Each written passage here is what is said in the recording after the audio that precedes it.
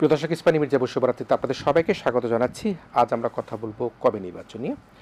প্রিয় দর্শক, আপনারা নিশ্চয়ই দেখেছেন এবং আপনারা নিশ্চয়ই এই বিষয়গুলো নিয়ে আপনাদের পর্যালোচনা রয়েছে। লন্ডন বৈঠকের পর বাংলাদেশের মানুষের মধ্যে ফেব্রুয়ারিতে নির্বাচনের একটা আশাবাদ তৈরি হয়েছিল এবং সেই বৈঠকে একটা যৌথ ঘোষণা এসেছিল এবং এর পরবর্তীতে বাংলাদেশের মানুষের মধ্যে একটি জাতীয় নির্বাচনের যে আশা আকাঙ্ক্ষা তার প্রতিফলন আমরা দেখতে পেয়েছিলাম এবং সেটি নিয়ে আমরা দেখেছি যে সরকারের পক্ষ থেকে স্পষ্টতা এখনও পর্যন্ত বোঝা যায়নি কবে নাগাদ নির্বাচন হতে পারে। তবে মাননীয় প্রধান উপদেষ্টা তিনি বলেছেন যে কাঙ্ক্ষিত সময়ের মধ্যে নির্বাচন হবে।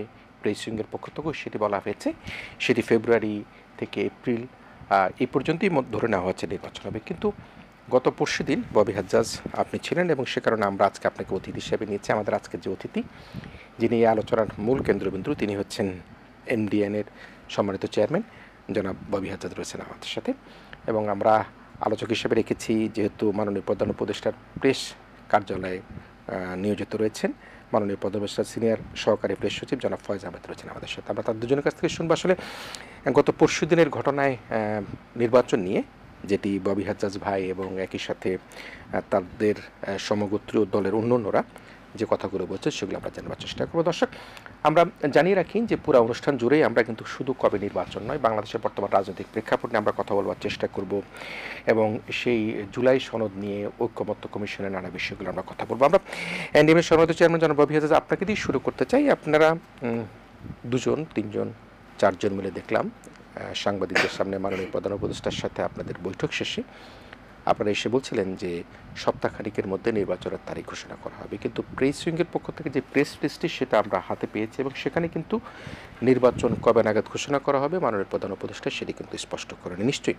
মানুষের মধ্যে একটা আকাঙ্ক্ষা নির্বাচন হোক, কিন্তু আপনাদের পরবর্তীতে প্রেস উইংয়ের সাথে আমরাও যোগাযোগ করার চেষ্টা করেছি। আজকে প্রেস উইংয়ের কর্মকর্তা এখানে আছেন, সেই বিষয় নিয়ে একটা মানুষের মধ্যে একটা মিশ্র প্রতিক্রিয়া রয়েছে। আসলে বিষয়টা কি? আচ্ছা, প্রথমত কিরণ ভাই, আসসালামু আলাইকুম, আপনাকে অসংখ্য ধন্যবাদ। একই সাথে ফয়েজ ভাই আছেন এবং এটিএন বাংলা সকল দর্শককে আমার সালাম এবং শুভেচ্ছা। গত দুদিন আগে মাননীয় প্রধান উপদেষ্টা আমাদেরকে দাওয়াত জানালেন। আলোচনার মূল বিষয় ছিল আসলে দেশের এই কারেন্ট প্রেক্ষাপটে যে অবস্থান, এখান থেকে আর কি মুক্তি পাওয়া, স্থিতিশীল একটা অবস্থায় ফেরত যাওয়া। তো এগুলো নিয়ে বেশ কয়েকটা দল আমরা প্রেজেন্ট ছিলাম সেদিন মাননীয় প্রধান উপদেষ্টার সাথে আলোচনায়। সেই আলোচনায় বেশ কিছু জিনিসের উপরে আলোকপাত করা হয়। আমার সাথে যখন আলোচনা হচ্ছিল, এর মধ্যে অনেকেই কথা বলেছেন এবং তারা তাদের প্রেক্ষাপটগুলো তুলে ধরেছেন, তাদের প্রপোজালগুলো তুলে ধরেছেন। তো আমি মাননীয় প্রধান উপদেষ্টাকে একটা কথা বলছিলাম যে দেশে স্টেবিলিটি আসার জন্য নির্বাচনের তারিখটা ঘোষণা করা অত্যন্ত গুরুত্বপূর্ণ এবং আরও অনেকে এটা বলেছিলেন। তো তখন আমি একটু এক্সট্রা যে কথাটা মাননীয় প্রধান উপদেষ্টাকে বলেছিলাম যে আপনি যদি আজকে আমরা যারা আছি আমাদেরকেও একটু কিছু বলেন, তাহলে আপনার মুখপাত্র হয়ে আমরা বেরিয়ে জনগণকে, দেশবাসীকে জানাতে পারি। তো তখন মাননীয় প্রধান উপদেষ্টা খুব সুন্দর করে বলেন যে কয়েকদিনের ভেতরে আমি পরিষ্কার এই নির্বাচনের তারিখটার আমরা জনগণ, দেশবাসীকে জানিয়ে দেব। তো এই কয়েকদিনের যখন ক্লিয়ারিফিকেশন আমরা আরেকটু চাই, কারণ কয়েকদিন মানে তো এক্স্যাক্টলি কয়েকদিন হবে আমরা জানি না, আমরা আরেকটু চাই। তখন আমাদের মাননীয় প্রেস উইংয়ের যারা ছিলেন, শফিক ভাই, ফয়েজ ভাই, মজুমদার ভাই, ওনারা একটা বেসিক ক্লারিফিকেশন দেন যে 5ই অগস্টের মধ্যে এই তারিখটা ঘোষিত হবে। সো এরপর আমরা সবাই বেশ ওখানে আমরা যারা ছিলাম, রাজনৈতিক দলের প্রতিনিধিত্ব করছিলাম দলগুলো, আমরা সবাই খুবই আনন্দের সাথে এরপর আমাদের ওই দিনের বৈঠকটা শেষ হয়, তারপর সবাই খাওয়া দাওয়ায় চলে যায়। সো ওই জায়গাটায় তার সো অফিসিয়াল মিটিংটা চলাকালীন পর্যন্ত মাননীয় প্রধান উপদেষ্টা ফার্স্ট অ্যান্ড ফরমোস্ট উনি পরিষ্কার করেছেন যে কয়েকদিনের ভেতরে এই তারিখটা উনি দেশবাসীর জন্য ডিক্লেয়ার করবেন। এবং দ্বিতীয়ত এই কয়েকদিনের ক্লারিফিকেশনে প্রেস উইং থেকে আমাদেরকে বেসিক্যালি জানানো হয়েছে যে 5ই অগস্টের মধ্যে এটা হতে যাচ্ছে। সো সেই জায়গা থেকে আমরা বেরিয়ে প্রেসের সাথে যখন কথা বলেছি, আমরা আলোচনা করেছি, এখানে দুই একজন হয়তো 2-3 দিন বলেছেন, দুই একজন হয়তো 4-5 দিন বলেছেন, বাট মাননীয় প্রধান উপদেষ্টা কয়েকদিন বলেছিলেন এবং সেটা ক্লারিফিকেশন প্রেস উইং থেকে 5ই অগস্ট দেওয়া হয়েছে। আমি কি বলেছিলাম? মানে আপনি কি বলেছিলেন? প্রেসকে না, প্রেস ওই যে মিডিয়াকে কি বলেছিলেন?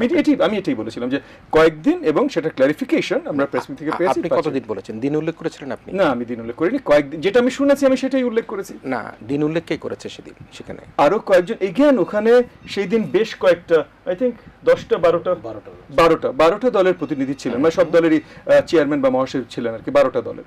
সো 12টা দল আমি ধরে নিচ্ছি, কারণ সবচেয়ে প্রথম বেরিয়ে এসে প্রেসের সাথে আমি আলোচনা করি, আমি প্রেসের সাথে আলোচনা করে আমি বেরিয়ে যাই। সো আমার পরে আমি ধরে নিচ্ছি বাকি 11 জনও এক এক করে হয়তো প্রেসের সাথে কথা বলেছেন। মুস্তাফা জালাল হায়দার সাহেব উনি কি বলেছিলেন? এটা কি আমি পরে যেটা শুনেছি, এগেন আমি আসলে খবর দেখিনি, আমি টকশোর মাধ্যমেই শুনেছি, টকশো সার্কিটেই শুনেছি যে উনি বলেছেন 3-4 দিন। তো আমি যেই টকশোতে এই কথাটা শুনেছি, আমি সব জায়গায় এটা ক্লারিফিকেশন করেছি যে 3-4 দিন স্পেসিফিক্যালি কেউ বলেনি, কথাটা হচ্ছে কয়েকদিন, এবং তারপর সেটা ক্লারিফিকেশন কি এসছে, 3-4 দিন এরকম উল্লেখ করে কেউ বলেনি।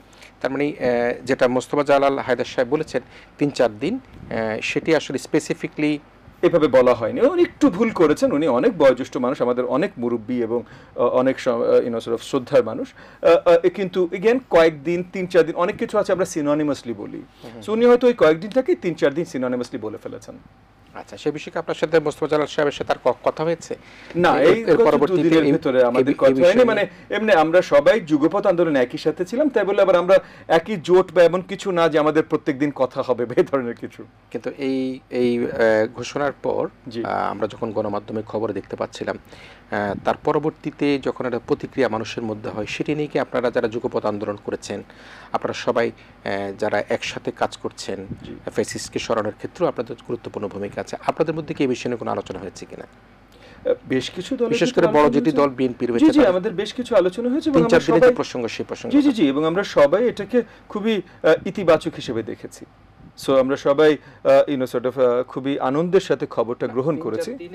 3-4 দিন, এই যে কয়েকদিনের ভিতরে যে দেখেন, এটা 2 দিনের দিক, 4 দিনের দিক, মানে অল্প কয়েকদিন, 5ই অগস্টের ভেতরে দিচ্ছে, এটা আমাদেরকে মোটামুটি জানানো হয়েছে অফিসিয়ালি।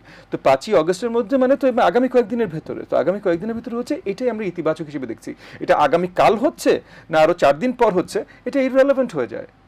মানে আমরা অলরেডি একটা ডেডলাইন পেয়ে গেছি, এই ডেডলাইনের ভেতরে মাননীয় প্রধান উপদেষ্টা জাতির জন্য জানিয়ে দেবেন কোন সময় নির্বাচন হতে যাচ্ছে। এক্স্যাক্ট তারিখটা আমরাও ধরে নিচ্ছি মাননীয় প্রধান উপদেষ্টা বলবেন না, কারণ এক্স্যাক্ট তারিখটা তো আসলে একমাত্র ইখতিয়ার হলো নির্বাচন কমিশনের, তাও তফসিল ঘোষণা করার সময়। সো সেটা তখন হবে, বাট কোন সময়টা, যেটা যেমন মনে করেন আজ থেকে অল্প কিছুদিন আগে যখন লন্ডনে বাংলাদেশ জাতীয়তাবাদী দলের মাননীয় অ্যাক্টিং চেয়ারম্যানের সাথে যখন আলোচনায় বসেন মাননীয় প্রধান উপদেষ্টা, ওনারা যেমন একটা সময় নির্ধারণ করেছেন যে এই সময় হতে পারে, তো ওই যেই সময় হতে পারে হিসেবে ওনারা তো কোনো তারিখ ঠিক করেন নাই, ওনারা বলেছেন ফেব্রুয়ারির শুরু। তো এই সেম জিনিসটাই যদি আমি আশাবাদী যে মাননীয় প্রধান উপদেষ্টা এই অল্প সামনে কয়েকদিনের ভেতরে, মানে 5ই অগস্টের ভেতরে এই টাইমটাই যে এটা, এবং আমি ধরে নিচ্ছি উনি হয়তো ফেব্রুয়ারি শুরুই বলবেন, এই টাইমটা আশাবাদের জায়গাটা, সেটি নিশ্চয়ই আমরা আরো আলোচনা নিয়ে আসবো। আমি জনাব ফয়েজ আহমেদ, সংবাদের ভিতরে ছুটছেন এখন, সরকারি কর্মপর্যায়ে রয়েছেন, এবং বিশেষ করে গুরুত্বপূর্ণ যে জায়গাটি সেটা হচ্ছে মাননীয় প্রধান উপদেষ্টার প্রেস উইংয়ের সাথে যুক্ত আছেন। এখানে একটা পারসেপশনের হয়তো কোনো ভুল বোঝাবুঝি আছে কিনা জানি না, আপনাদের প্রেস রিলিজ যেটা সেখানে কিন্তু আমরা পড়েছি, আমরা দেখি যে সেখানে এই বিষয়ে কোনো বক্তব্য খুব একটা নেই। তো আপনি যেহেতু এই প্রেস উইংয়ের সাথে সংযুক্ত, যেটি যারা সেখান থেকে বেরিয়ে, বিশেষ করে মোস্তফা জালাল হায়দার সাহেব যে কথা বলেছেন, আপনি আজকে আনুষ্ঠানিকভাবে এখানে কি বলতে চান সেই বিষয়টি নিয়ে? জি, আপনাকে ধন্যবাদ। ববি ভাই আছেন, আপনারা আছেন, এবং যারা দর্শক দেখছেন সবাইকে শুভেচ্ছা।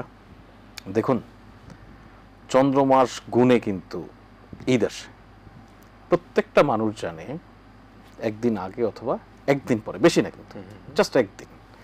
কিন্তু দেখুন এটা নিয়ে কত এক্সাইটমেন্ট থাকে। এক সময় মানুষ নানানভাবে অপেক্ষা করতো, এখন মানুষ ইন্টারনেটে দেখে সৌদি আরবে কবে ঈদ হচ্ছে, ধরে নেওয়া হয় তার পরের দিন এখানে হবে, কোথাও কোথাও আবার একই দিনে হয়।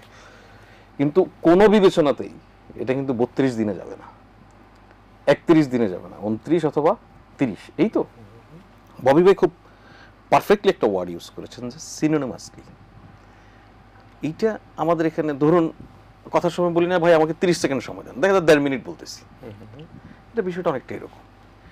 একটা জিনিস পরিষ্কার, প্রথম কথা হচ্ছে আমি বলি, মাননীয় প্রধান উপদেষ্টার সঙ্গে এই যে 12টি রাজনৈতিক দল বৈঠক করেছে, এই বৈঠক শুধু এই 12টি রাজনৈতিক দলের সঙ্গে নয়, এর আগে 13টি রাজনৈতিক দলের সঙ্গে হয়েছে, তার আগে আরো 4টি দলের রাজনৈতিক দলের সঙ্গে হয়েছে। এই রাউন্ডে আর কি বিভিন্ন রাউন্ডে নানান সময় ওনাদের সঙ্গে বসা হয়। ওনাদের সঙ্গে যখন মাননীয় প্রধান উপদেষ্টা বসেন, ববি ভাই এখানে আছে, আমি প্রত্যেকটা বৈঠকে, ওই দিনের বৈঠকে আমিও উপস্থিত ছিলাম, প্রত্যেকটা বৈঠকে মাননীয় প্রধান উপদেষ্টা একটা জিনিস খুব ক্যাটাগরিক্যালি মেনটেইন করেন এবং বলেন যে আপনাদেরকে যখন একসঙ্গে দেখি আমার খুব ভালো লাগে, আমি স্বস্তি বোধ করি। এই যে স্বস্তি বোধ করার ওনার জায়গাটা, খুব আপন জায়গাটা মনে করে উনি ওনাদেরকে, এই জায়গা থেকে যতগুলি আলোচনা হয় সবচেয়ে খুব ফর্মাল আলোচনা ওনাদের সঙ্গে করে তা নয়, ইনফর্মাল অনেক কথাবার্তা হয়।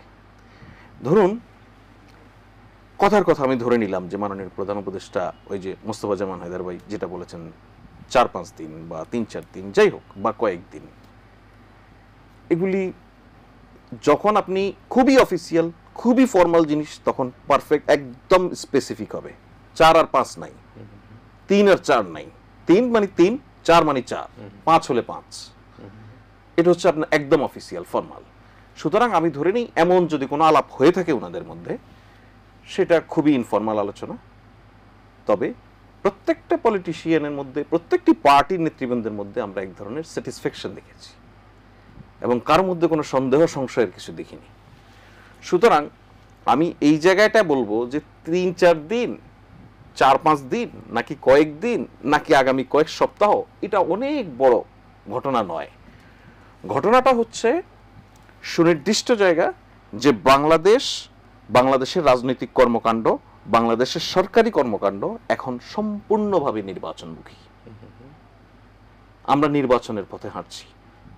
খুব শীঘ্রই হয়তো জাতি প্রধান উপদেষ্টার কাছ থেকে এমন কিছু শুনতে পারেন যার মধ্য দিয়ে উনি হয়তো নির্বাচন কমিশনকে আহ্বান করবেন। ভাই যেটা শেষ দিকে বলেছেন যে মাননীয় প্রধান উপদেষ্টা তো তারিখ ঘোষণা করার কথা নয়, তারিখটা ঘোষণা করার দায়িত্ব, নির্বাচনের তফসিল ঘোষণা করবেন, একটা রোডম্যাপ ঘোষণা করবেন প্রধান নির্বাচন কমিশনার। এই ট্রেডিশনালি এবং নিয়মতান্ত্রিকভাবে এটাই হয়ে আসছে যুগের পর যুগ। সুতরাং আমি ধারণা করি বিশেষ কোনো ব্যত্যয় না ঘটলে নির্বাচনের তারিখটি বা দিনক্ষণ, কবে নমিনেশন পেপার সাবমিশন, কবে কি হবে না হবে, এই শিডিউলটা ইলেকশন কমিশনের পক্ষ থেকেই আমরা পাবো। একই সঙ্গে এটারও ঐতিহ্য রয়েছে যে সরকারের দিক থেকে অথবা রাষ্ট্রের দিক থেকে আহ্বান করা ইলেকশন কমিশনকে যে আগামী অমুক দিন বা আগামী অমুক মাসে বা অমুক সময়ের মধ্যে আমরা ত্রয়োদশ জাতীয় সংসদ নির্বাচন বা যে কোনো জাতীয় সংসদ নির্বাচনে করতে আগ্রহী, করতে চাই, আপনারা দয়া করে প্রয়োজনীয় ব্যবস্থা গ্রহণ করুন, এরকমই একটা ব্যাপার। সুতরাং এইটা হয়তো আমরা ওরকম একটা ফর্মালিটির দিকে খুব অল্প সময়ের মধ্যে যাচ্ছি।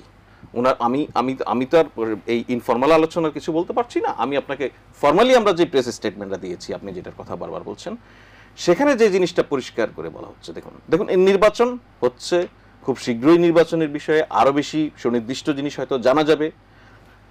তার চেয়ে বড় বিষয় হচ্ছে এই বৈঠকে একটা বিষয় খুব পরিষ্কারভাবে আলোচনা এসেছে যে আমরা যখন নির্বাচনের এই প্রস্তুতির দিকে যাচ্ছি, আমরা পুরো জাতিকে, সকল রাজনৈতিক দল এবং রাজনৈতিক প্রতিষ্ঠানগুলি যখন নির্বাচনমুখী হচ্ছে, সেই সময় একটা গোষ্ঠী পুরো প্রক্রিয়াকে ভণ্ডুল করে দিতে ব্যস্ত। একটা গোষ্ঠী ওঁত পেতে আছে, কোনো ঘটনা ঘটলে সেখান থেকে সুযোগ নেওয়া অথবা কোনো ঘটনা ঘটিয়ে সেখানে একটা ষড়যন্ত্র করা। আপনি একদম এক্সাম্পল হিসেবে যদি আপনি দেখেন, সাম্প্রতিক সময়ে যে মাইলস্টোন স্কুলে যেই প্লেন ক্র্যাশ হলো, সেটা দেখুন একটা নিছক দুর্ঘটনা এখন পর্যন্ত আমরা জানি। এই দুর্ঘটনা এমন একটি জায়গায়, এটা কোনো হাটে বাজারে, এটা কোনো লঞ্চ ডুবির ঘটনা নয়, এটা কোনো গার্মেন্টস ফ্যাক্টরিতে আগুন লেগে যাওয়া বা ভেঙে পড়ার মতো ঘটনা নয়। এমন একটি জায়গা হলো যেখানকার প্রত্যেকটি মানুষের ডেটা সুনির্দিষ্ট, রেজিস্টারের সকল স্টুডেন্ট, তাদের অভিভাবক, প্রত্যেকের তথ্য আছে। সেই জায়গায় আমরা দেখলাম যে একদম ইন্ডাস্ট্রিয়াল ওয়েজে রিউমার ছড়িয়ে দেওয়া হলো যে এখানে হাজার হাজার মানুষ, শত শত মানুষ নিখোঁজ। কারা করেছে? একদম ফ্যাক্ট চেকিং গ্রুপগুলি বলছে যে এই সময়ে এই গুজব ছড়ানোর ক্ষেত্রে সবচেয়ে সক্রিয় ভূমিকা পালন করেছে আওয়ামী লীগের অফিসিয়াল নানান পেজ। সুতরাং আমরা তো বুঝতে পারছি কারা, ধরুন আমাদের দেশের বাস্তবতায় যখন নির্বাচন আসলে এমনি তো নানান ধরনের ঘটনা, নানান কিছু ঘটবে, নানান কিছু পলিটিশিয়ানরা নিজ উদ্যোগে সামাল দিবে, কখনো কখনো সরকারকে এগিয়ে আসতে হবে, কখনো কখনো নির্বাচন কমিশন সামাল দিবে।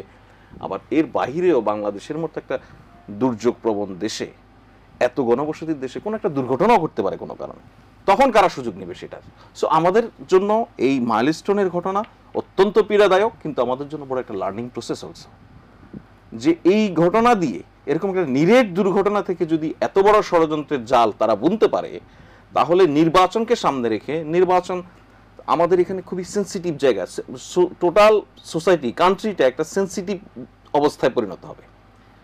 সুতরাং ওই সময় যে নানানজন সুযোগ নিতে পারে সেই বিষয়ে সতর্ক থাকার জন্য প্রত্যেককে যার যার জায়গা থেকে প্রত্যেক পলিটিক্যাল পার্টিকে মাননীয় প্রধান উপদেষ্টা আহ্বান জানিয়েছেন। এই আহ্বানের মধ্য দিয়ে কিন্তু এক ধরনের পরিষ্কার হয়ে যায় যে উনি একটা বার্তা দিচ্ছেন পলিটিক্যাল পার্টিগুলিকে, আমরা খুব দ্রুতই নির্বাচনের দিকে যাচ্ছি। আর দেখুন, নির্বাচনের বিষয়ে যদি আপনি এই সমস্ত আলোচনা বাদ দিয়েও যান, আপনি যেটা বলছিলেন যে ফেব্রুয়ারি বা এপ্রিল এর মধ্যে তো হতে পারে, এরকম একটা ধারণার জায়গা বলছে, মানে রমজানের আগে অথবা রমজানের পরে, সেই প্রক্রিয়ায় যদি আমাদেরকে যেতে হয়, এগুলি খুব না মানে একেবারে ক্যালেন্ডারে ধরে অঙ্কের মতো, আপনি নিজেই অনেক কিছু বের করে ফেলতে পারবেন, আপনার কাছে কোনো ইন্টেল থাকা লাগবে না, কোনো তথ্য কেউ দেওয়া লাগবে না। আপনি আমাদের এখানে ট্রেডিশন কি 45 দিন 48 দিন অথবা সর্বোচ্চ 2 মাস এর আগে নির্বাচনের তফসিল ঘোষণা করা হয়। তার মানে আপনি কবে ওই এপ্রিলে যদি করতে চায় বা ফেব্রুয়ারি যদি করতে চায়, ধরে নেন ফেব্রুয়ারিতে করতে চায়, তাইলে রমজান আছে, রমজানের আগে করতে হবে। তো রমজানের আগে করলে কত 30 দিন আপনি যদি বাদ দেন, মানে 60 দিন বা 45 দিনও যদি আপনি মিনিমাম বাদ দেন, তাহলে আপনি ধরে ফেলতে পারবেন যে অমুক দিন তফসিল ঘোষণা হতে পারে। মানে আমি নিজে এই প্রক্রিয়ার সঙ্গে সম্পৃক্ত ছিলাম সাংবাদিকতার সময়ে, আমি নিজে বহু নির্বাচন কভার করেছি, বহু নির্বাচনের তফসিলের নিউজ আমি লিখেছি। সুতরাং এটা একটা একদমই একটা গদ আর কি, এভাবে হয়। আপনিও 2টা ডেট লিখলে বা 3টা ডেট লিখলে আর একটা হবেই, মাস্ট।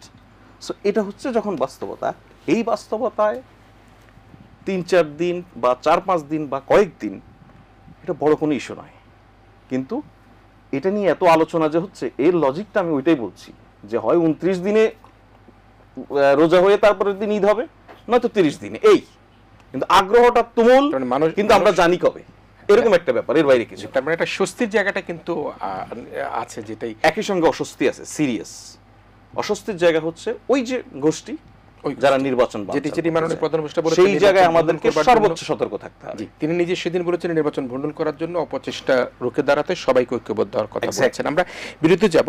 আমি ববি হাসাস বা আপনার এবং আপনাদের দুজনকে একটু জ্ঞাতার্থে একটু জানিয়ে রাখি, আপনি গুজবের কথা বলছিলেন। আমার এই অনুষ্ঠানে গত পরশুদিন মাহরিন, যিনি মাইলস্টোন দুর্ঘটনায় মারা গিয়েছেন, তার প্রয়াত মাহরিনের স্বামী এবং তার ভাই এখানে এসেছিলেন সরাসরি লাইভ অনুষ্ঠানে।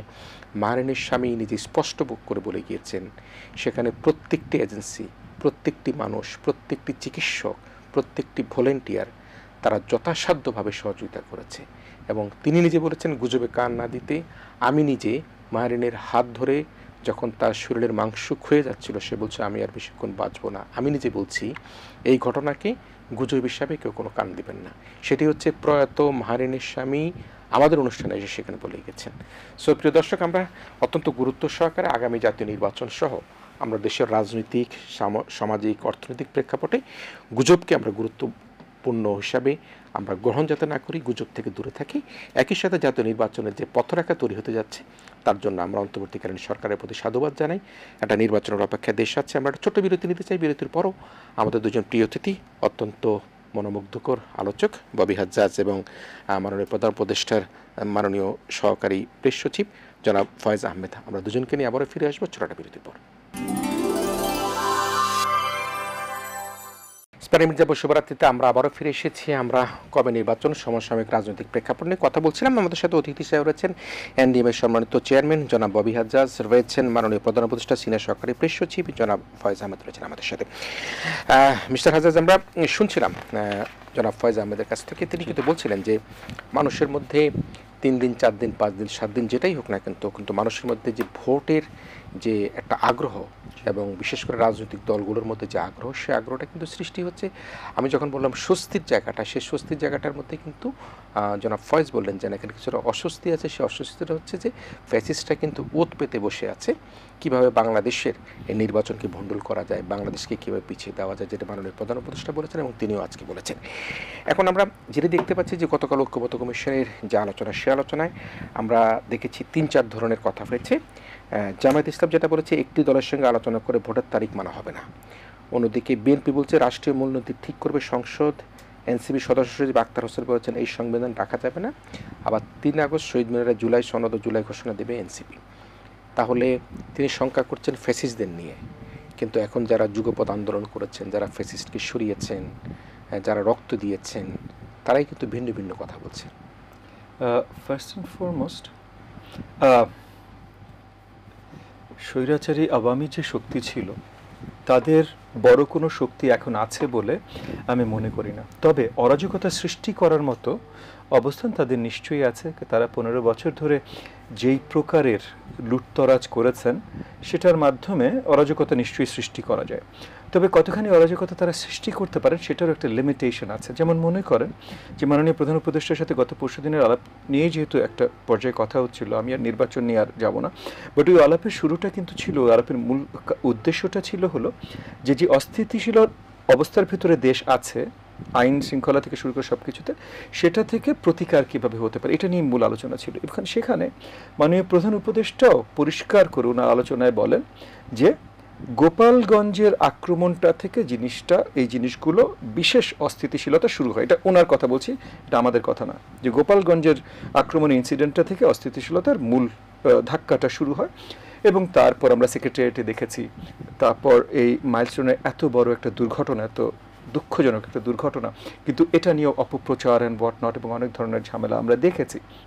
এবং সেখানে মাননীয় প্রধান উপদেষ্টাও বলেছেন যে ইন্টেলিজেন্স রিপোর্টের কিছু ঘাটতি আছে, তবে ওনারা পরিষ্কারভাবে জানেন যে ওই যে পতিত আওয়ামী যারা আছেন তাদের অনেকেই এখানে ঝামেলা তৈরি করতে চেষ্টা করছেন। আমার পয়েন্ট হলো এই ঝামেলাগুলোতে অনেক জায়গায় আমরা বা আমাদের ভেতরে অনেকে তাদেরকে সহযোগিতা করে দিচ্ছি। যেমন পরিষ্কার অনেকগুলো নিউজ রিপোর্ট থেকেই বলছি, আমি নিজে জার্নালিস্ট না, ফয়েজ ভাই নিজে জার্নালিস্ট ছিলেন, ওগুলো সম্বন্ধে উনি আমার থেকে অনেক বেটার জানবেন। কিন্তু যতগুলো নিউজ রিপোর্ট পড়েছি সেখান থেকে মোটামুটি পরিষ্কার হয়েছে যে গোপালগঞ্জে যে ঝামেলাটা, অল্প কিছু সংখ্যক আওয়ামী দোসররা এই ঝামেলাটা শুরু করিয়ে দিয়ে তারা পালিয়ে গেছে। জনগণ যখন উত্তেজিত হয়ে গেছে তখন আসলে আক্রমণ বা যে সংঘাতটা হয়েছে মূলত জনগণের সাথে আইনশৃঙ্খলা বাহিনীর হয়েছে বা আর্মির হয়েছে। সো এই জিনিসটা তৈরি করার সুযোগটা করে দেয়া হয়েছে এক ধরনের রাজনৈতিক কর্মসূচি করতে যাওয়ার মাধ্যমে, যেটা হয়তো আরেকটু গুড সেন্স কুড হ্যাভ প্রিভেইলড, এটা এভাবে না করে আরও অন্যভাবে হয়তো করা যেত। সো এই জায়গাগুলোতে প্রবলেম আছে। বাংলাদেশ জামাতে ইসলামের নেতৃত্ব থেকে বলা হয়েছে এগেন একসময় যে আমরা একসাথে রাজপথে আমরা আসলে কখনোই হয়তো একসাথে ছিলাম না, তবে আমরা স্বৈরাচারের বিরোধিতা করেছি, আমরা রাজপথে করেছি। ওনাদের উপরে দমন নিপীড়নটা এত বেশি ছিল যে ওনারা আসলে সম্মুখে রাজপথে নামতে পারেননি। তাই বলে আমার প্রচেষ্টা ওনাদের ছিল না বা নামতে চান নাই এটা নিশ্চয়ই আমি বলবো না, বাট ওনারা সম্মুখে নামতে পারেন নাই, এত শক্তভাবে তাদের উপরে দমন পীড়ন চালানো হয়েছে।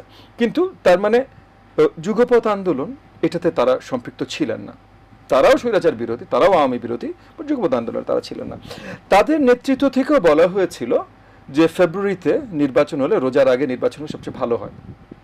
সো তারা যেই প্রপোজালটা তাদের নেতৃত্ব থেকে দেয়া হয়েছিল সেই প্রপোজালটাই যখন আরও কয়েকজনের সাথে কথা বলার পর, কারণ আপনি একটা জিনিস খেয়াল করবেন যে একটা ন্যারেটিভ তৈরি করতে চেষ্টা করা হয়েছে, এই দলগুলো একটা ন্যারেটিভ তৈরি করতে চেষ্টা করেছে যে মাননীয় প্রধান উপদেষ্টা হঠাৎ করে লন্ডনে যে বিএনপির ভারপ্রাপ্ত চেয়ারম্যানের সাথে কথা বলেই তারিখ দিয়েছে, না, সবার সাথে কথা বলে ফাইনাল লাস্ট কথা বিএনপির ভারপ্রাপ্ত চেয়ারম্যান তারেক রহমান সাহেবের সাথে কথা বলে।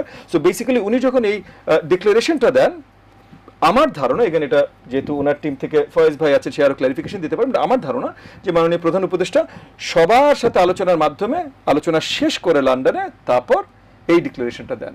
সো তাহলে যেই মুহূর্তে ডিক্লারেশনটা দিলেন, যেই দল এই টাইমটাই চেয়েছিল, তার 1 মাস আগেই ওপেনলি গণমাধ্যমের কাছে এই টাইমটা চেয়েছে, সেই দল হঠাৎ করে বেঁকে বসলো, না তাইলে এখন আর আমি চাই না, এখন অন্য কারোর সাথে কথা বলে দিয়েছেন।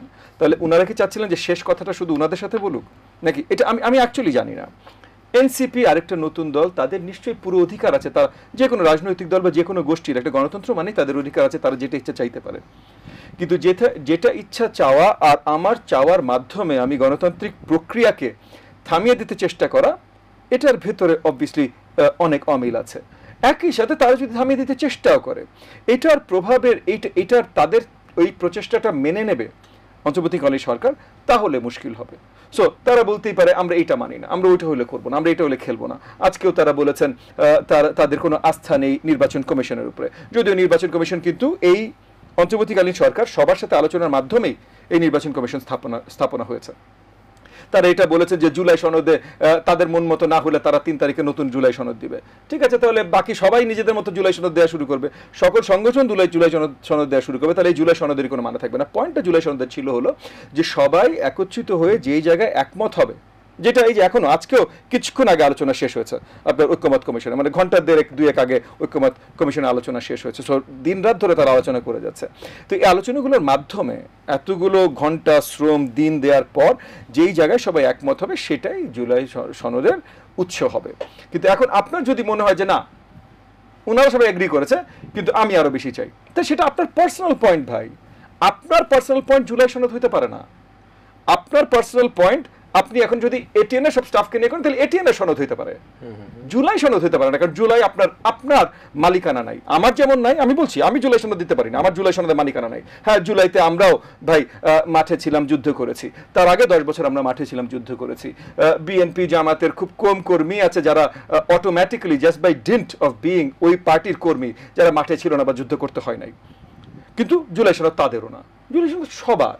সো যে কোনো একজন আলাদাভাবে এই কথাটা বলাটাও এটা দুঃখজনক। কিন্তু এগেন গণতন্ত্র, তাদের অধিকার আছে বলার, কিন্তু এটা অন্য কেউ সিরিয়াসলি নিলে তখন প্রবলেমটা শুরু হবে। সো আমরা আশাবাদী যে, এবং আমি মনে করি, আমি জাস্ট লাস্ট একটা জিনিস অ্যাড করি, আমি মনে করি স্পেশালি বাংলাদেশ জামাত ইসলাম, তারা অনেক নির্বাচন করেছেন, তারা নির্বাচনমুখী দল, তারা জানে নির্বাচন কি করতে হয়, কিভাবে কি করতে হয়।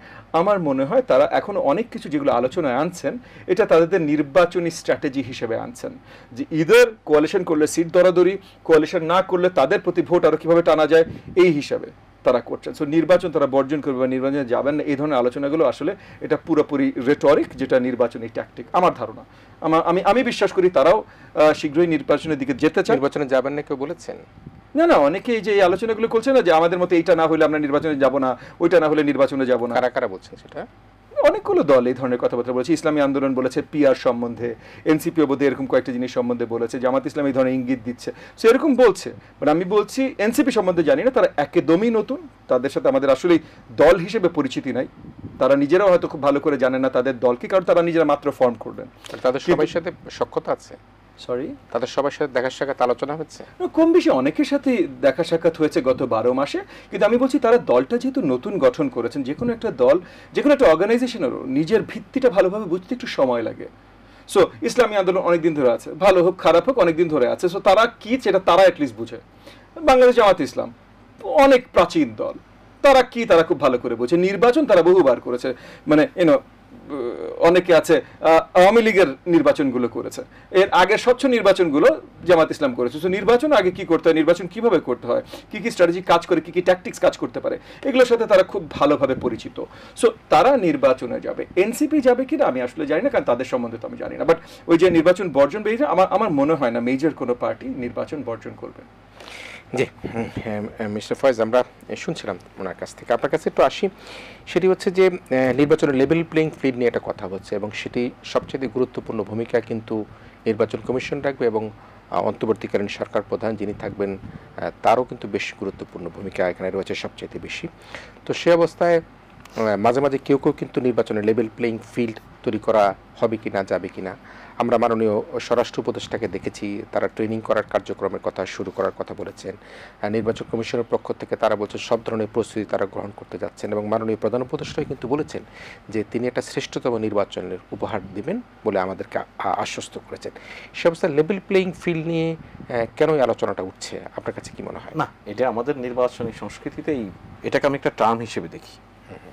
এটাকে যদি আমি একদম আক্ষরিক অর্থে বলতে যাই, সেটা মানে আমার আন্ডারস্ট্যান্ডিং, লেভেল প্লেইং ফিল্ড মানে কি, মাঠটা সমান, তাই তো?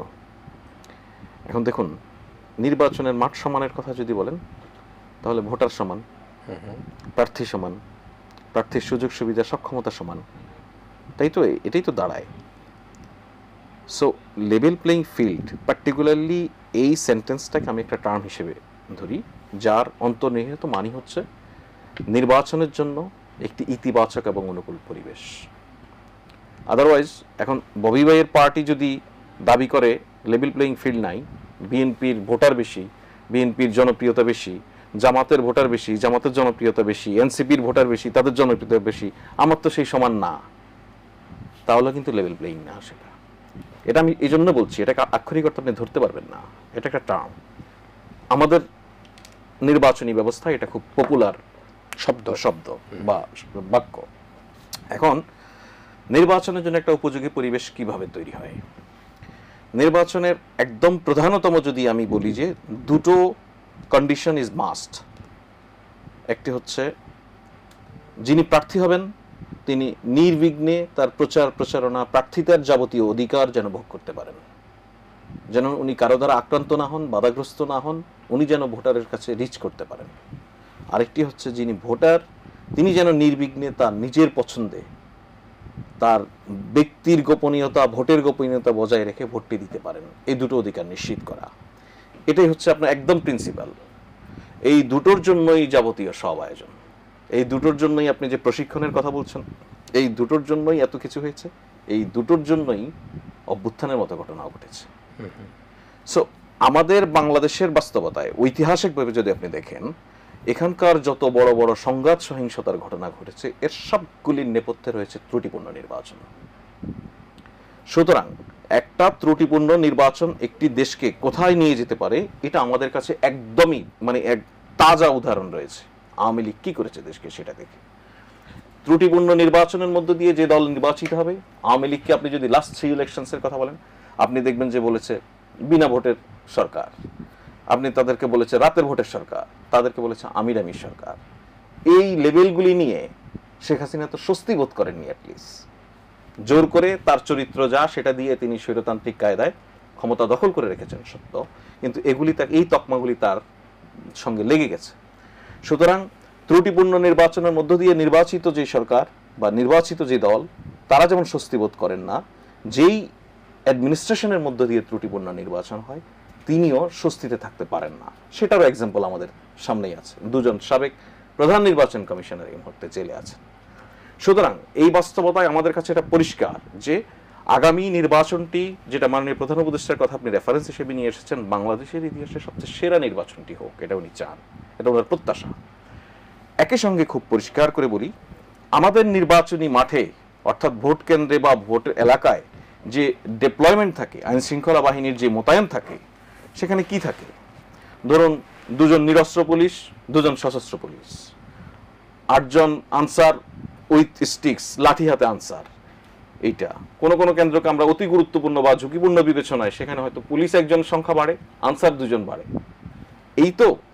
এই ডিপ্লয়মেন্টের বাইরে আপনার স্ট্রাইকিং ফোর্স হিসেবে আমাদের সিকিউরিটি ফোর্সেসরা থাকে হয়তো, বা তাদের ক্যাপাসিটি আরো বাড়ানো হবে কিনা কম, এটা একটা ভিন্ন আলোচনা। কিন্তু বাস্তবতা হচ্ছে এই ল এনফোর্সমেন্ট এজেন্সির এই ক্যাপাসিটি দিয়ে নির্বাচন সুষ্ঠু হতে পারে না।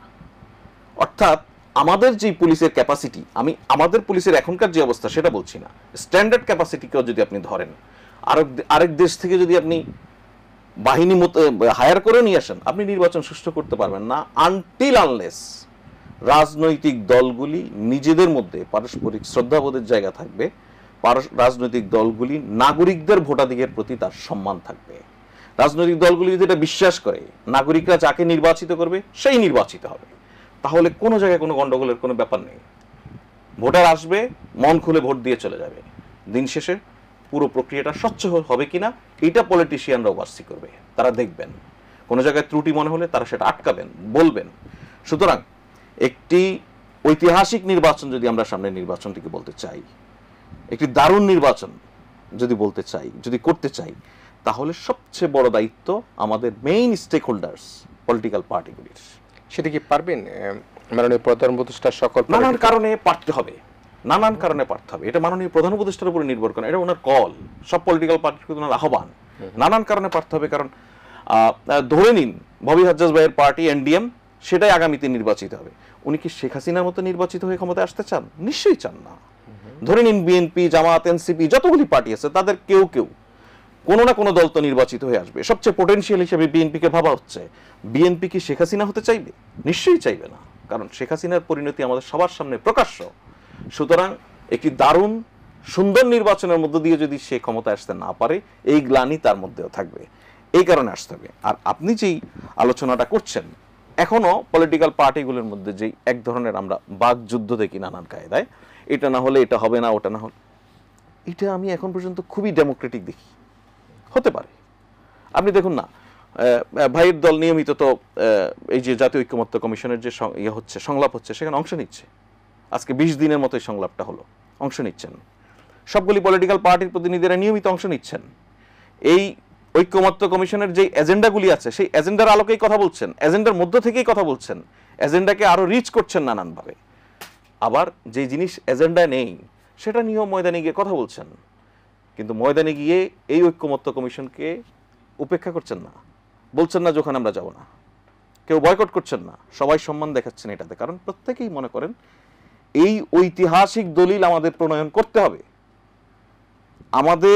আমাদের এন্টায়ার, যদি আমি জুলাই অভ্যুত্থানের কথা বলি, দেয়ালে যে সংস্কারের আহ্বান এই তরুণরা লিখে গেছে, সেই তরুণদেরকে আমাদের সম্মান করতেই হবে।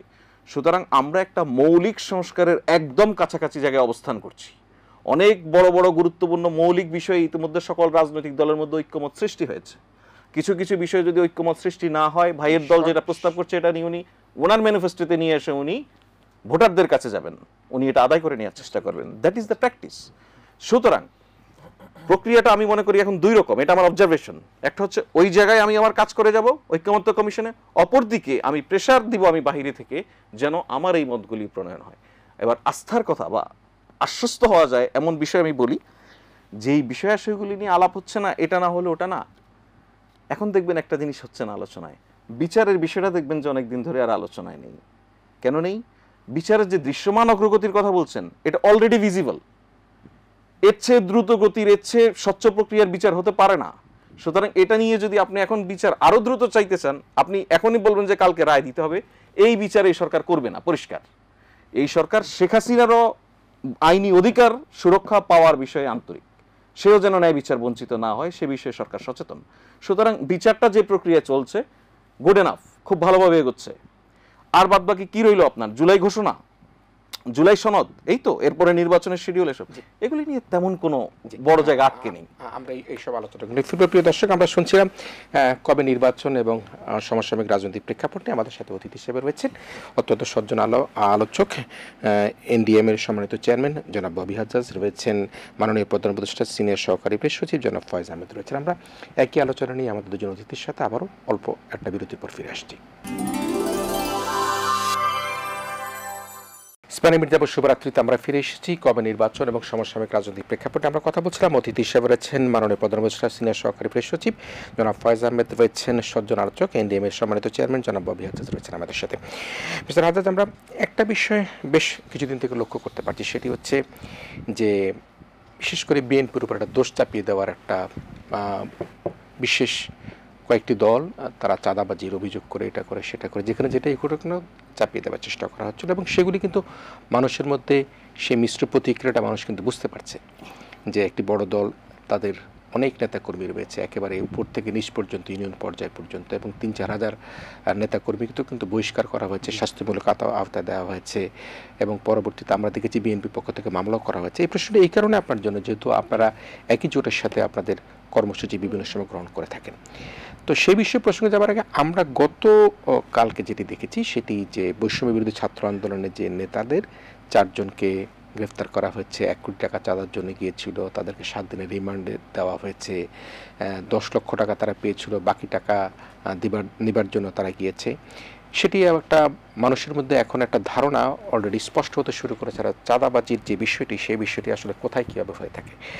আপনার বিশ্লেষণে সামগ্রিক চাঁদাবাজি নিয়ে বিশ্লেষণ কি, আমি উমামা ফাতেমার একটি তার ফেসবুক স্ট্যাটাসের একটা বক্তব্য দিয়ে আমি আপনাকে আলোচনা যাব। তিনি বলেছেন, বৈষম্য বিরোধী ছাত্র আন্দোলনের সাবেক মুখপাত্র, তিনি যেটা বলেছেন, আমি কোট আনকোট করে বলছি, সমন্বয়ক পরিচয়ে এক একজন এক এক জায়গায় দখল করছে।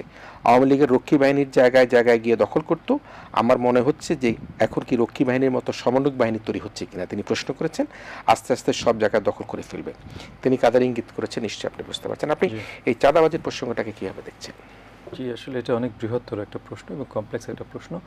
উমামা যে কথাটা বলেছেন আমার মনে হয় সে অনেকটাই দুঃখ ভারাক্রান্ত মনে বলেছেন, কারণ উনি এনাদের সাথে একসময় মানে বেশ অনেক মাস এনাদের সাথে জড়িত ছিলেন, তারপর বোধহয় উনি আলাদা হয়ে গেছেন খুব রিসেন্টলি। তো ফার্স্ট অ্যান্ড ফরমোস্ট চাঁদাবাজি কিছু দূর আমাদের সোশ্যাল কালচারাল একটা ইস্যু, এটা সোশ্যাল কালচারাল একটা প্রবলেম, এটা যে কোনো একটা দল বা দুটা দলের না, এটা সোশ্যাল কালচারাল একটা প্রবলেম। বিগত স্বৈরাচারী সরকারের পতনের পর একটা সময়ের পর আমরা দেখেছি যে যে যেখান থেকে পারছে, এবং এটা আসলে দলের পরিচয় হিসেবে না, সে বিএনপি করে, বাংলাদেশ জামাত ইসলামী করে, বা এনসিপি করে, বা বৈষম্য বিরোধী ছাত্র আন্দোলন ছিল, তখন তার এনসিপি ছিল না, যেটাই করুক না কেন সেই পরিচয়টা আসলে গুরুত্বপূর্ণ ছিল না। গুরুত্বপূর্ণ ছিল হলো সে চাঁদাবাজি করার প্রচেষ্টা, এবং ওই প্রচেষ্টায় কোন নামটা কাজ করবে সেই নামটা অপব্যবহার করার প্রচেষ্টা। তবে দুটো জিনিস এখানে বড় দাগে মেনশন করা দরকার। একটা হলো যে চাঁদাবাজি গত বেশ অনেক মাস ধরে যেভাবে হচ্ছে, এটার একটা বড় কারণ হলো কোনো প্রতিকার নেই, মানে আইন শৃঙ্খলা ব্যবস্থা এত দুর্বল যে প্রতিকার করা সম্ভব হচ্ছে না। আমরা বিগত ফ্যাসিস্ট সরকারের সময় দেখেছিলাম যে চাঁদাবাজি হতো, কিন্তু একমাত্র সরকারি লোকজনই চাঁদাবাজি করতো, সব কিছু আন্ডার স্ট্রিক্ট কন্ট্রোল ছিল। মানে আপনার একটা এলাকায় যদি পকেটমারিও হয়, আপনি জানেন থানা খুব ভালো করে জানে পকেটমারি কে করেছে, এবং থানার কার্ডটা সেট করা থাকে।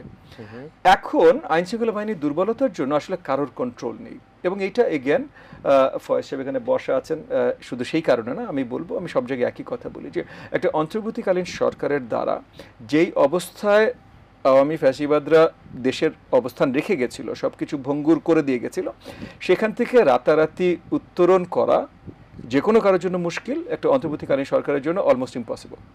এটা জাস্ট সরকারের শক্তির সাথে সম্পর্ক, অলমোস্ট ইম্পসিবল। সো সেই জায়গা থেকে উত্তরণ আমরা করতে পারিনি।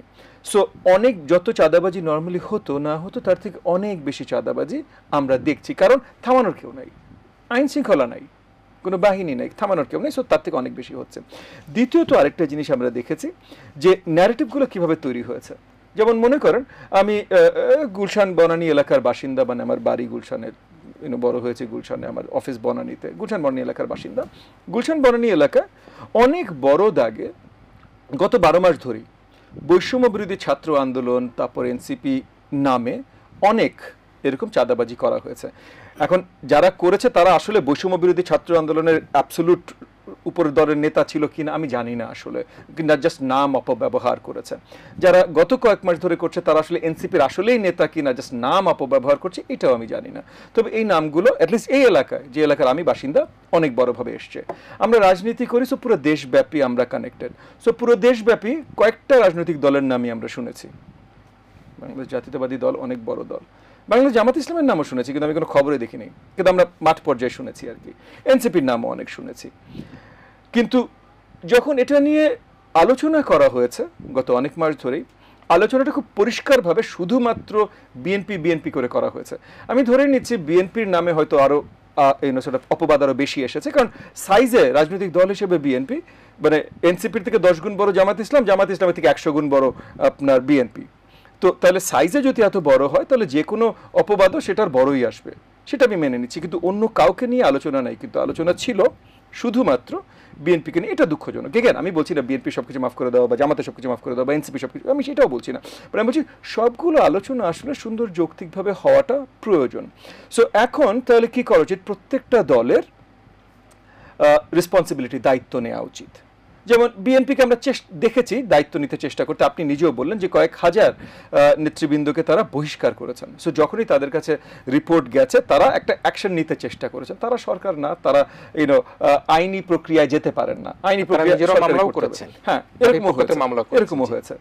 আমি এমনও দেখেছি বাংলাদেশ জামাত ইসলামের এই নামগুলো যখন এসছে, তারা এই ধরনের প্রচেষ্টা, আমি তাদের এগেন বিএনপি যত বড়ভাবে আমি তাদের ভিতরে প্রচেষ্টা দেখেছি, বাংলাদেশ জামাত ইসলামের ভিতরে আমি এত বড় করে প্রচেষ্টা দেখি নাই। আমি এমনও প্রচেষ্টা দেখেছি, এগেন এটা যে বিএনপিরও কেউ করে নাই তা না, বাট বাংলাদেশ জামাত ইসলামের ভিতরে আমি এমন একটা প্রচেষ্টা দেখেছি যে তাদের নেতাকর্মীর নামে এরকম কিছু আসলে সবচেয়ে আগে নেতাকর্মীর প্রোটেকশনটা আগে দেবার প্রচেষ্টা আমি জামাত ইসলামের মধ্যে দেখেছি।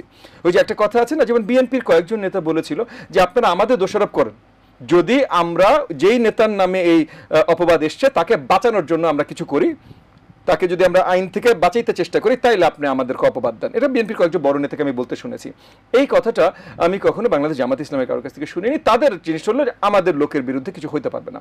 এবং এই গত 2-1 দিনের যে ইনসিডেন্ট, এই যে কয়েকজন আপনার কোনো এক এক্স আওয়ামী লীগ এমপির বাড়িতে যে 1 কোটি টাকা চাঁদা চাওয়া, এই ইনসিডেন্টে ধরা পড়া পর্যন্ত এর আগেও যতগুলো আমরা এমনও দেখেছি উপদেষ্টার সহকারী তারা বড়ভাবে জিনিসপত্র করেছে, কিন্তু দলীয়ভাবে বা ওই পর্যায়ে এনসিপি বলেন, যে দলই বলেন, তাদের থেকে এটা শক্ত নিন্দা অ্যাটলিস্ট আমার চোখে পড়ে নাই ভাই। আপনারা হয়তো গণমাধ্যমে আছেন, আপনারা ভালোভাবে বলতে পারবেন। এবং সো ওই জায়গা থেকে আমার মনে হয় যে আমাদের গণমাধ্যম এবং সব জায়গায় ন্যারেটিভগুলো পরিষ্কার করা দরকার, যে হ্যাঁ চাঁদা তোলা বা এই ধরনের কর্মকাণ্ড অত্যন্ত নেতিবাচক, এগুলো অবভিয়াসলি অন্যায় এবং এগুলো অবভিয়াসলি থামাতে হবে। থামানোর দায়িত্ব সরকারের, আইন শৃঙ্খলা বাহিনীর। এবং যেই দলগুলো দায়িত্ব তবুও দলেরও দোষ একেবারে চলে যায় তা না, কিন্তু যেই দলগুলো তাদের দোষ মেনে নিয়ে কিছু করতে চেষ্টা করছে তাহলে সেখানে তাদের একটা সাধুবাদ প্রাপ্য আছে। আর যারা করতে চেষ্টা করছে না, যারা এই জিনিসটাকে এড়িয়ে যাচ্ছে বা যারা পুরোপুরি নিজেদের লোকজনকে বাঁচানোর প্রচেষ্টায় আছে, তাদের জন্য কি ধরনের আমাদের চিন্তাধারা উচিত সেটাও একটু পরিষ্কার হওয়া দরকার। জি নিশ্চয়ই। আমরা শেষ মুহূর্তে আছি। জনাব ফয়েজ আহমেদ, আমরা স্বরাষ্ট্র উপদেষ্টাকে দেখেছি, তিনি বলেছেন চাঁদাবাজ, স্পষ্টভাবে বলেছেন। এবং তিনি স্পষ্ট করে বলেছেন যদি কোনো ফেভার থাকতো তাহলে তো বৈষম্য বিরোধী ছাত্র আন্দোলনে এদেরকে গ্রেফতার করা হতো না, এবং তিনি চাঁদাবাজ যেই হোক না কেন তাদেরকে গ্রেফতার করার কথা সেখানে আমরা দেখেছি, উল্লেখ করেছেন। আমরা এনসিপির মুখপাত্র সার্জিস সালাম কিন্তু কেন্দ্রীয় কমিটি ব্যতীত বৈষম্য বিরোধী ছাত্র আন্দোলনের সকল প্রকার যে বিভিন্ন কমিটি রয়েছে সেগুলি সব কিছু বিলুপ্ত ঘোষণা করেছেন। সরকারের পক্ষ থেকে চাঁদাবাজ নির্মূল করবার ক্ষেত্রে স্বরাষ্ট্র উপদেষ্টা, মাননীয় প্রধান উপদেষ্টা প্রত্যেকেরই নিশ্চয়ই আপ্রাণ চেষ্টা আছে। কতখানি মনে হয় যে এখন সফলতার দিকে যাচ্ছে? জি ধন্যবাদ। প্রথম বলি, একটা আলোচনা চাঁদাবাজি অনেক বেশি হচ্ছে, এই কথাটা হচ্ছে না। একই সঙ্গে আরেকটা বিষয় এসেছে যে গত 15 বছরে একক নিয়ন্ত্রণে ছিল চাঁদাবাজির, যেটা আমাদের সোসাইটিতে এক ধরনের সংস্কৃতি তৈরি হয়েছে। আমরা এই 5 আগস্টের পরে চাঁদা দেওয়ার জন্য লোক খুঁজতে আমরা দেখেছি। অনেস্টলি মনে করো আমার সুরক্ষা লাগবে, তাই না? তো এই বাস্তবতা আমরা দেখেছি। দাতা ছিল প্রচুর 5 আগস্ট ছিল। তো এই বাস্তবতায় এই যে অনেক বেশি হচ্ছে, সত্যি কথা বললে আলোচনাটা অনেক বেশি হচ্ছে এবং সেটা হওয়া খুব জরুরি। চাঁদাবাজি অনেক বেশি হচ্ছে না, সেটা আমি একটা এক্সাম্পল দিই। আপনার যদি খেয়াল করেন যে মাননীয় প্রধান উপদেষ্টা দায়িত্ব গ্রহণের পরপরই সম্ভবত সেকেন্ড অথবা থার্ড টাইম সম্ভবত উনি যখন জাতির উদ্দেশ্যে ভাষণ দেন, সে সময় সড়ক মহাসড়কে চাঁদাবাজি নিয়ে কথা বলেছেন। আমি সেটা কিভাবে নিয়ন্ত্রণ সরকার করেছে বা করা গেছে সেটার একটা এক্সাম্পল আপনাকে আমি হাতে কলমে বলে দিচ্ছি একেবারে। এই সরকারের আমলে এখন পর্যন্ত সবচেয়ে বেশি স্বস্তির জায়গা যদি বলেন, আপনি বলেন দ্রব্যমূল্য, তাই তো? আপনি এই জিনিসটাই অন্য কোনো মেকানিজমে নয়, আমরা মানে প্রোডাকশন এন্ডে মানে কৃষকের ওখানে গিয়েও আমরা কোনো মেকানিজম করি নাই যেটার কারণে দাম কমে যাবে। কারণ বাজারে এসেও আমরা কোনো জায়গায় দাম কমিয়ে দেই নাই যার জন্য দাম কমে যাবে। সড়ক মহাসড়কে চাঁদাবাজিটা কমেছে, নিয়ন্ত্রণে এসেছে। এর ফলে কিন্তু আপনি এই ঢাকার বাজারে আপনি সবজি বা এই দ্রব্যমূল্যের যে স্বস্তিটা আপনারা দেখতে পাচ্ছেন, এটা নিশ্চিত করা গেছে। এর বাইরে নানান মনিটরিং নিশ্চিত করা হয়েছে। কিন্তু ওই যে একটা বড় প্রভাব যে রংপুর থেকে একটা ফুলকপি ঢাকায় আসতে আসতে সেটা 10 টাকায় কিনে সেটা ঢাকায় এসে 60 টাকা হয়ে যায়, 80 টাকা হয়ে যায়, 100 টাকা হয়ে যায়, সেই বাস্তবতা এখন নেই। সুতরাং এটা একটা বিষয়। সরকারের অবস্থাটা আমি পরিষ্কার করে বলি, যেটা মাননীয় স্বরাষ্ট্র উপদেষ্টা বলেছেন, সরকারের কাছে চাঁদাবাজের কোনো দল নেই। চাঁদাবাজ অপরাধী হিসেবে চিহ্নিত করতে হবে। এটা খুব আইডিয়াল কথা। আগের সরকারও বলবে, পরের সরকারও বলবে, আমরাও বলবো। এটার মধ্যে পার্থক্য নাই, এটা খুব গ্রামার। যদি সরকার তার দৃষ্টি থেকে এখন এভাবে দেখে যে এটা আমার দল, এটা আমার দল না, তাহলে তো এটা নিয়ন্ত্রণ করা যাবে না। সুতরাং সরকারের অবস্থান এখানে খুবই পরিষ্কার। আর বাস্তবতা হচ্ছে যেটা আমি বললাম আপনাকে, ব্লেম দেওয়ার জায়গাটা পলিটিক্যাল পার্টিগুলি। দেখুন, আমাদের এক্সিস্টিং পলিটিক্যাল পার্টিগুলির মধ্যে অনেক বড় কোনো বিরোধ নাই। এখানে তো আপনার সামনে একটা স্বৈরাচার নাই, এখানে আপনার সামনে একটা ভোটচোর নাই, এখানে আপনার সামনে একজন খুনি নাই, এখানে আপনার সামনে শত শত মানুষকে গুম করার অভিযুক্ত ব্যক্তি নাই। সুতরাং আপনার এখন একজনের আরেকজনের ক্রিটিসিজমের জায়গা হবে খুব ছোট। আমি এই ছোট জায়গাগুলি নিয়ে অনেক বড় আলোচনা হচ্ছে, বিকজ আমরা নির্বাচনের খুব পাশে দাঁড়িয়ে আছি। সেটার জন্য এগুলি খুব পয়েন্ট যোগ করে কিন্তু পলিটিক্যাল পার্টিগুলিতে। আরেকটা হচ্ছে দলগুলির ভূমিকা। দেখুন আপনি যেটা নিজে মেনশন করছিলেন, সবচেয়ে বেশি অভিযোগ বিএনপির বিরুদ্ধে নানান ফর্মে এসেছে, এসেছে না? সবচেয়ে বেশি ব্যবস্থা নিয়েছে বিএনপির এক ভাই গতকালকে হতাশা ব্যক্ত করেছেন, আমরা এত ব্যবস্থা নিয়েছি, মানে হাজার হাজার মানুষকে বহিষ্কার করেছি, আমাদেরকে ধন্যবাদ না দিয়ে উল্টো এখনো বলে যে আপনাদের না থাকলে তো বহিষ্কার করা লাগলো কেন।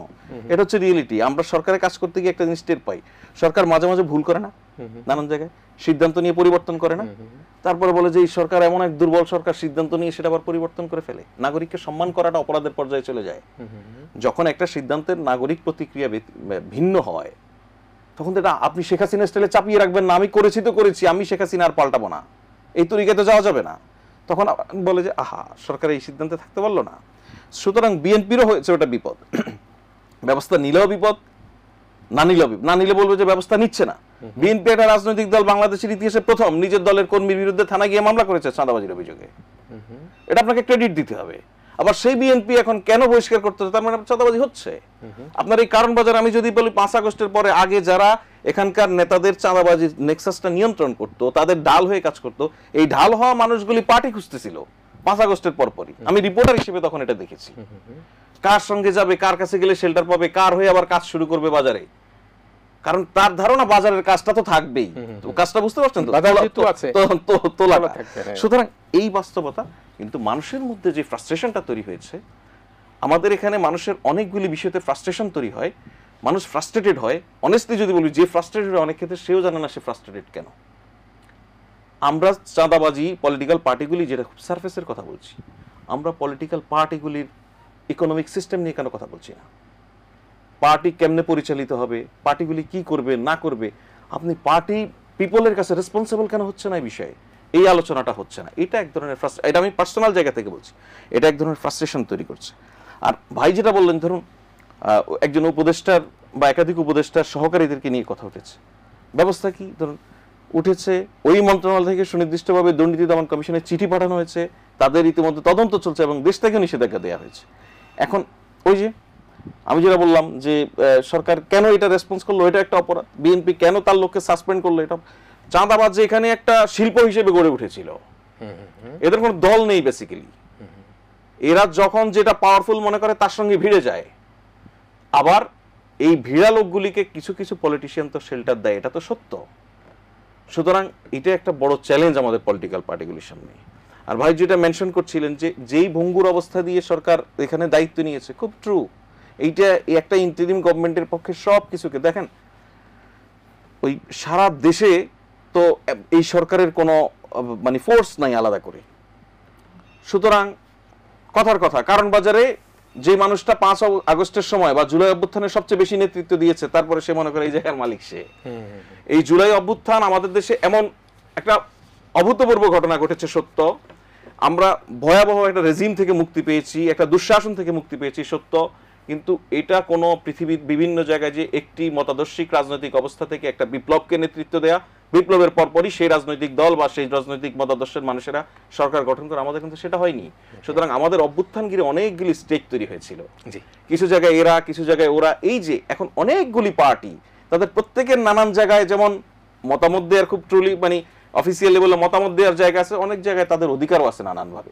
সুতরাং আমরা এই সংস্কৃতিটা যদি পরিবর্তন ঘটাতে না পারি, আলটিমেটলি রাজনীতিবিদদের প্রতি, রাজনৈতিকদের প্রতি মানুষের সম্মান কমতে থাকবে, এই রিস্ক নেওয়া যাবে না। জি নিশ্চয়ই। প্রিয় দর্শক, আর সময় নেই, আমি ববি হেজাজ ভাইয়ের কাছে ফিরে আসতে পারলাম না। তবে একটা বিষয় সেটি হচ্ছে গিয়ে, আলোচনা যেটাই থাকুক না কোনো, দুজন আলোচকই যেটি বললো যে গুম খুনের রাজনীতি যারা করতো, যারা এই দেশকে পিছিয়ে নেবার চেষ্টা করেছে, দিনের ভোট রাতে করেছে, যারা বিনা নির্বাচনে ভোটে নির্বাচিত হয়েছে, যারা আমি ডামে নির্বাচন করেছে, তারা যেহেতু এখন সামনে নেই, যে দলগুলোর মধ্যে এখন যে আলোচনা বা নিজেদের মধ্যে যে বিভেদ, সেটি কিন্তু গণতন্ত্রের বিউটি, এবং সেই বিউটির মধ্যে দিয়ে আমরা আশা করব যে আগামী জাতীয় নির্বাচন একটা সুষ্ঠু সুন্দর নির্বাচনের মধ্যে দিয়ে একটা গণতান্ত্রিক সরকার দেশে রাষ্ট্র ক্ষমতায় আসবে, এবং দেশ যাতে আর কোনো ফ্যাসিজমের দ্বারা আক্রান্ত হতে না পারে, সেই অপেক্ষায় দেশবাসী থাকছে। এই আশা করে আমি আমাদের আজকের অত্যন্ত সুবক্তা, সুআলোচক জনাব ববি হাজ্জাজ এবং আমাদের আরেকজন অতিথি মাননীয় প্রধান উপদেষ্টার সিনিয়র সহকারী প্রেস সচিব জনাব ফয়েজ আহমেদ, আপনাদের দুজনকে ধন্যবাদ জানিয়ে আমাদের আলোচনা শেষ করছি। প্রিয় দর্শক, আপনারা ভালো থাকবেন, সবাই মিলে ভীষণ ভালো থাকবেন।